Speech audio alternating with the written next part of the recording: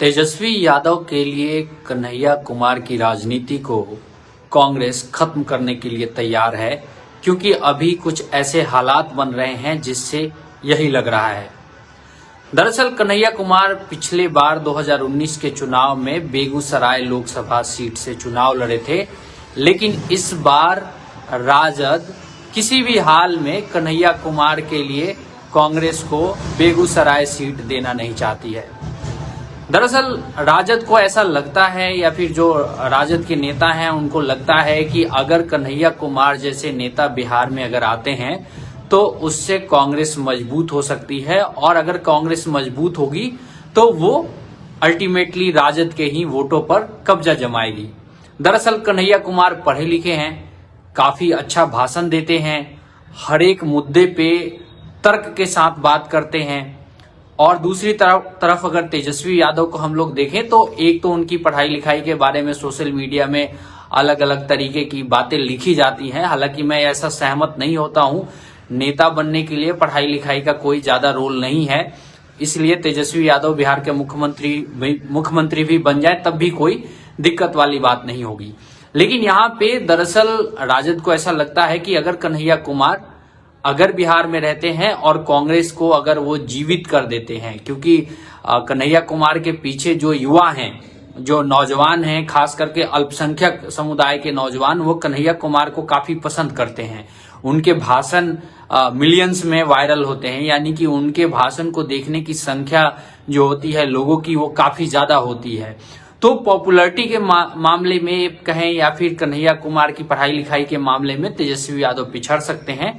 इसलिए राजद ये किसी भी हालत में नहीं चाहती है कि कन्हैया कुमार को बिहार आने दिया जाए, और इस पर राजद के साथ कांग्रेस सहमत भी होती हुई नजर आ रही है, क्योंकि राजद से जिन सीटों की मांग कांग्रेस ने की है उनमें बेगूसराय सीट नहीं है। और अगर बेगूसराय सीट नहीं है तो आप सभी को पता है कि कन्हैया कुमार पिछली बार वहीं से लड़े थे, वो उनका गृह जिला भी है बेगूसराय, जाति के भूमिहार हैं कन्हैया कुमार। लेकिन इस बार अगर वो सीट नहीं मिलती है तो जाहिर सी बात है कन्हैया कुमार के लिए दरवाजे बंद हो जाते हैं, सीधे तौर पे अगर हम लोग कहें तो। दरअसल इसके पीछे कारण है कि कांग्रेस जो है वो बिहार में पूरी तरीके से राजद के ऊपर निर्भर है, क्योंकि कांग्रेस का अपना कोई जनाधार नहीं है। थोड़ा बहुत अल्पसंख्यक समुदाय का समर्थन अभी भी कांग्रेस को मिलता है, लेकिन बहुत बड़ा जनाधार कांग्रेस का बिहार में नहीं है। वो राजद के साथ ही कुछ सीटें पा सकती है, कुछ सीट जीत सकती है। इसलिए कांग्रेस भी ये नहीं चाहती है कि राजद को नाराज किया जाए।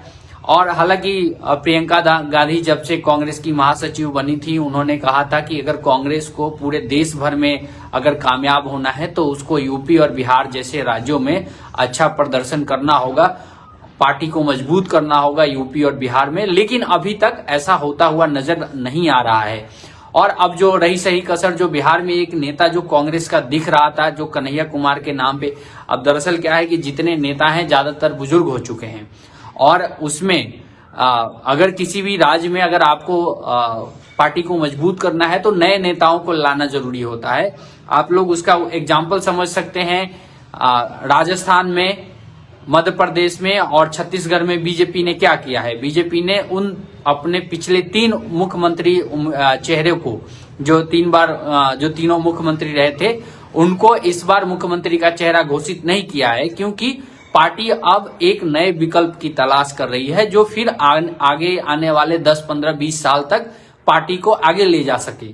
तो ये काम कांग्रेस की जो नेता हैं प्रियंका गांधी, वो यूपी और बिहार में करना चाहती हैं। लेकिन बिहार में कांग्रेस की हालत क्या है सभी को पता है, यूपी में भी वही हालत है। यहाँ पे कांग्रेस या तो बिहार में लालू यादव के सहारे पे टिकी हुई है, या फिर यूपी में अखिलेश यादव के रहमो करम पे, चाहे गठबंधन में रहें तो या फिर बिना गठबंधन के भी, क्योंकि अमेठी और रायबरेली की जो सीट होती है उसमें समाजवादी पार्टी अपने उम्मीदवार नहीं खड़े करती है।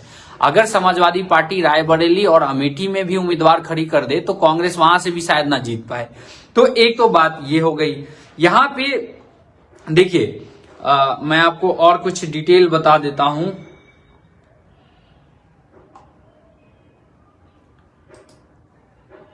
जब कांग्रेस के नेता अभी राजद के प्रतिनिधि मंडल और टॉप नेताओं से मिले थे सीट शेयरिंग के मामले पर, तब उसमें उन्होंने बेगूसराय सीट को नहीं रखा था बात करने के लिए। ठीक है, इसका मतलब यह है कि तेजस्वी ने पहले से ही यह साफ कर दिया है कि हम बेगूसराय सीट कांग्रेस को नहीं देंगे।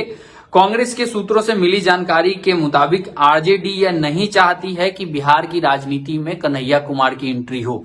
यानी ये स्पष्ट तौर पे साफ दिख रहा है कि राजद ये नहीं चाहती है कि बिहार की राजनीति में कन्हैया कुमार आए, क्योंकि अगर ऐसा होता है तो बिहार की राजनीति में कन्हैया कुमार की एंट्री तेजस्वी यादव के लिए ट्रैप या फिर घातक सिद्ध हो सकती है।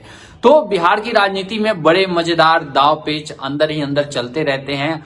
बहुत सारे लोग कहते हैं कि ये एक सामान्य घटना है, लेकिन ऐसा घटना सामान्य नहीं है, क्योंकि कन्हैया कुमार पिछली बार वो कम्युनिस्ट पार्टी से चुनाव लड़े थे, बेगूसराय से कम्युनिस्ट पार्टी से चुनाव लड़े थे, दूसरे नंबर पे आए थे।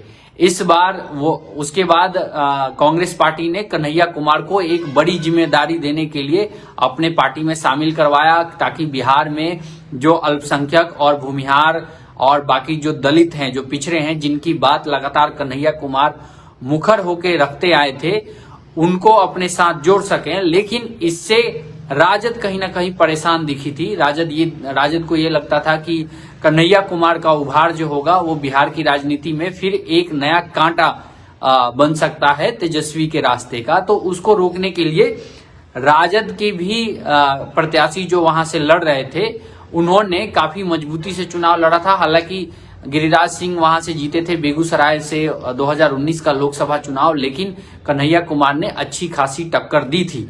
अब इस तरीके से देखा जाए कि जो चर्चाएं जो चल रही थी सीट शेयरिंग को लेके चल रही थी, दरअसल अभी कन्हैया कुमार का जो होम टाउन है वो बेगूसराय है। धीरे धीरे कांग्रेस के बड़े नेताओं में कन्हैया कुमार की गिनती होती है। कांग्रेस के नेताओं में जो बड़े नेता हैं उनमें कन्हैया कुमार की गिनती होती है। राहुल गांधी के विश्वास पात्र भी कन्हैया कुमार बन चुके हैं। भारत जोड़ो यात्रा जो राहुल गांधी कर रहे थे उसमें भी कन्हैया कुमार ने काफी बढ़ चढ़ के हिस्सा लिया था। आप लोग इस वीडियो को लाइक और शेयर जरूर कीजिएगा, ये निवेदन रहता है, इससे मुझे मदद मिलती है और मुझे जो प्रोत्साहन मिलता है अगली वीडियो तैयार करने के लिए। तो प्लीज आप लोग इसे लाइक जरूर कीजिए। दरअसल कांग्रेस में अभी नवीन कुमार सिंह जी का एक कमेंट आया है, लिख रहे हैं ये वही कन्हैया हैं जो बात कर रहे थे भारत तेरे टुकड़े होंगे। देखिए, अब कन्हैया कुमार ने ये नारा लगाया था भारत तेरे टुकड़े होंगे या नहीं लगाया था, इस पे हम लोग नहीं जाएंगे, लेकिन जाहिर सी बात है जेएनयू से पढ़े हैं, विवादों से इनका गहरा नाता रहा है कन्हैया कुमार का। लगातार इन्होंने विरोध प्रदर्शन में भाग लिया है, जहां संघ से आजादी, मनुवाद से आजादी, पूंजीवाद से आजादी टाइप के नारे लगते रहे हैं और वहां पे इन्होंने मंच भी साझा किया है। इसके लिए इनके ऊपर एफआईआर भी हुआ है।